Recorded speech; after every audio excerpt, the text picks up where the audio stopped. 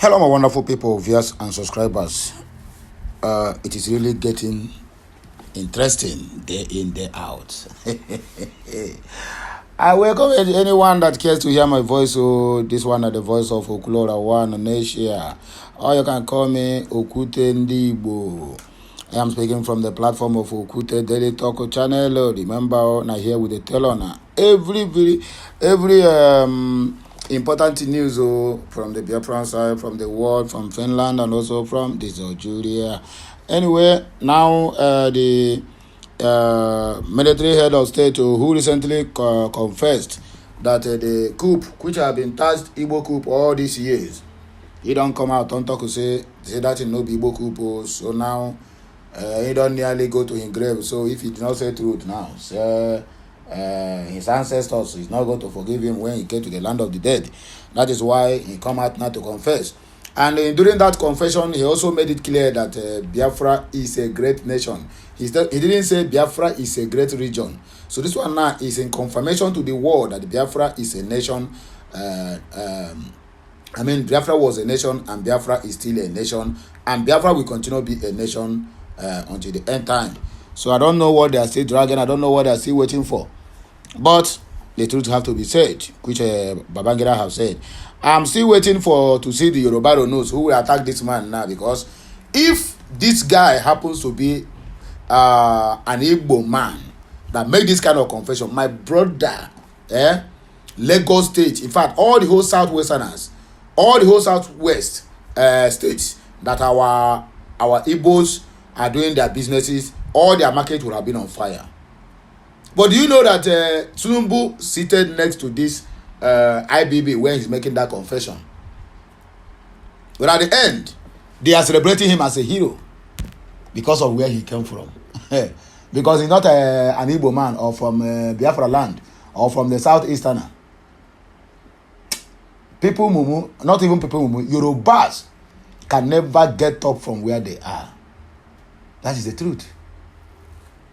They cannot challenge them because even giving them power, Obasanjo have power, or Subanjo have power, Tinubu now is in power. Fulanis are still better than them. So they choose to challenge whom they think that are not better than them, which are the Igbos, out of their own jealousy, because they know they can't even scratch the body of an Igbo man. Anyway, how Biafra Obunigwe shell nearly took my life. IBB recounts war experience. Our child is sick. Elon Musk ex Grims accuses him of ignoring her messages. The rich also cries. That's why I bring this message here. So don't even think in that your small bad condition. You may be thinking that no, I won't like one my brother. Oh yeah, the rich. In fact, the rich cries more than the poor, because I work in your hand for my brother. So continue with your own normal hustling. I swear. Why I approved execution of childhood friend Maman Vasa IBB. I think this one is a part of the confessions he made. So anybody who sanctioned the execution of his own childhood friend, then who be you that the Biafrans he cannot assassinate? Abia government vowed to sanction doctors diverting patients to private clinics. These people will also be the ones keep on shouting that government is not good, government is not good, that government is bonafa. In that area that you found yourself as a leader, what is your own contribution? That is why I brought this news also to this very important broadcast. So have a nice day, my people, as we dissect the message one after the other. Don't forget, like, share, comment, and keep subscribing for more interesting videos. Former military head of state Ibrahim Badamasi Babangida, IBB, has recounted a civil war experience that nearly took his life after his command. 82 Battalion came under heavy bombardment from Biafra forces on March 27 of 1969. IBB stated that the Biafran artillery began an uninterrupted bombardment of their positions, noting that not even Nigerian troops' aggressive response to those attacks deterred Biafran troops. In his just launched book, A Journey in Service, the former military head of state recounted that it was during that fierce fighting that a Biafran Obunigwe shell wounded him. IBB's words. Now, the attention of federal troops shifted to Umuahia after the first attempt to take Umuahia by the 3rd Marine Commando failed. Colonel Suwa gave that task to Lieutenant Colonel Danjuma, T.Y. Danjuma, who commenced the invasion of Umuahia just days before March 27 of 1969. That attack will go until April 24 of 1969. As a major, I was commander of the 82 Battalion, one of the 7 battalions deployed by Lieutenant Colonel Danjuma to invade and capture Umuahia. But to get to Umuahia, we had to first go through Uzakole, a mere 13 kilometers away. On March 27, we came under heavy bombardment from Biafran forces, but somehow we held our ground and bulldozed our way to the outskirts of Uzo Akole. Then, under my command on April 1, the 82nd Battalion attacked and captured Uzo Akole. But as it turned out, our victory came with severe cost. Now, accurately aware that from our position in Uzo Akole, we were only a few kilometers away from Umuahia, the Biafran artillery began an uninterrupted bombardment of our positions. Not even our aggressive response to these attacks battered them. It was during that fierce fighting that a Biafran Ogbunigwe shell wounded me. The shrapnel landed on the left side of my chest and came close. We would later find out to affecting my lung. I was fortunate. The former head of state continued. Initially, I wasn't aware that I had taken a hit, partly because of the intense and prolonged firefight. I never had a shot or felt the impact. I smelled some burning human flesh.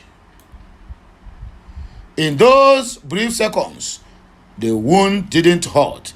Then suddenly, as I grabbed my chest and felt blood oozing out, I felt like a kick in the trunk, and the trunk had left me with a numb, throbbing pain, and then my chest started to gradually go numb. First above the knee, then below it. At that point, I think I fell and had to be moved. And one of the other commanders, Maman Vasa, took over the command of my battalion. My casualty evacuation process was slower than my colleagues would have wanted. It was getting past dusk, and since the available makeshift runaway locked took off and landed gears, an improvised runaway had to be created from a convoy of military vehicles with their full lights on. Once that was done, I was promptly evacuated to the Lagos University Teaching Hospital, Idiaraba, Lagos. Surprisingly, despite the throbbing pain, I remained alert and conscious from the moment I took the hit through the period of my evacuation. Even though I wasn't sure of the nature of my injury, my spirit was upbeat. While I didn't think I was about to die, I knew this would be a life-changing experience. Our child is sick, Elon Musk's ex cries out. Famous Canadian musician Grims has called out Elon Musk, her ex-partner and CEO of the microblogging platform X, for ignoring the urgent medical concerns of their child. Grims, in a public call on her X handle on Thursday, begged Musk for response to prevent their child from potential lifelong impairment. This is coming amid their ongoing co-parenting dispute that reignited discussions about Musk's personal life and responsibilities. Grims, whose real name is Clara Butcher, explained that the billionaire had repeatedly ignored her despite several attempts to communicate. I am sorry to do this publicly, but it's no longer acceptable to ignore this situation because it requires immediate attention. If you don't want to talk to me, can you please designate or hire someone who can so that we can move forward on solving this. This is urgent, Elon. I am not giving details, but he won't respond to calls, texts, or emails, and he has skipped every meeting, and our child will suffer lifelong impairment if he does not respond ASAP. So I need him to respond, and if I have to apply public pressure, then I guess that is where we are at this moment. Daily Post report that Grims, who didn't name which of her children is sick, shares 3 kids with Elon Musk.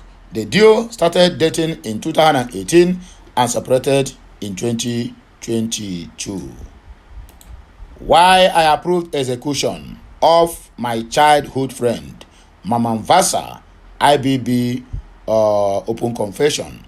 Former head of state Ibrahim Badamasi Babangida has revealed details of the foiled coup allegedly led by his childhood friend, General Maman Vasa, and the difficult decision he faced in choosing between personal loyalty and national security. In excerpts from his autobiography, A Journey of Service, launched on February 20 of 2025, Babangida recounted how early warnings about Vasa's alleged coup plot first surfaced as mere rumors. Nigeria News learned that he initially dismissed the claim, believing them to be fueled by jealousy over his close relationship with Vasa. However, he sought advice from fellow officers, including General Nasco, Garoba Duba, and Wushushi, and ordered convenient investigations uncovering the coup plot. According to Babangida, intelligence agencies later uncovered incontrovertible evidence that Vasa had financed officers to facilitate the coup attempt. Babangida said, when the decibel of the stories rose too high, I confronted Vasa himself after reporting the rumors to more senior colleagues like Generals Nasco and Garabaduba and Wushushi Nasco. They intervened and tried to find out the truth from Vasa. Vasa flatly denied it all, but the covert investigations by the military and other intelligence service continued. He further revealed that one of the arrested officers, Lieutenant Colonel Musa Bitiyong, admitted receiving 50,000 naira from Vasa, a payment Vasa claimed was intended for a farm project. However, previous allegations against Bitiyong in the past coup attempts weakened his defense.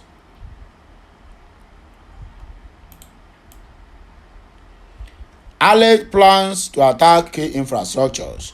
Intelligence report indicated that the coup plot included plans to bomb a Coup bridge in Lagos, sabotage Air Force assets, and even hijack or shut down the presidential aircraft.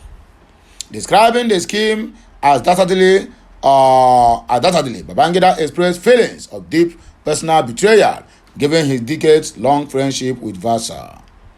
Following the conclusion of the military tribunal, Babangida affirmed that executions was the only viable option to ensure national stability.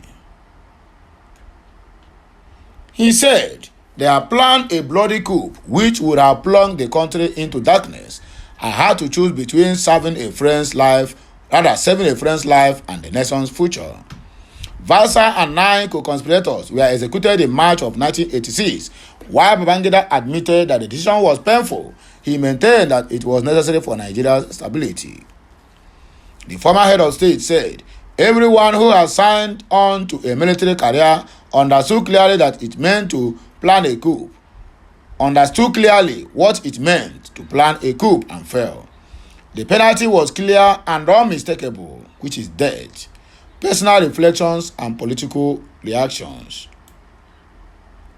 Babangida admitted that he was somewhat depressed over Vasa's death, but insisted that his responsibility to uphold national security overruled personal ties.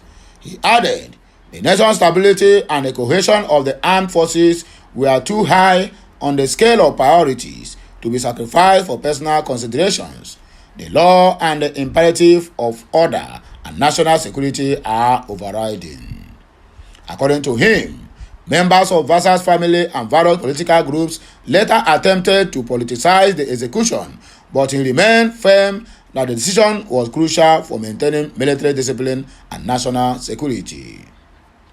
According to him, members of Vasa's family, despite Vasa's role as Minister of the Federal Capital Territory under his administration, Babangida noted that some senior officers resented his appointment because Vasa had not played a role in the removal of General Muhammadu Buhari.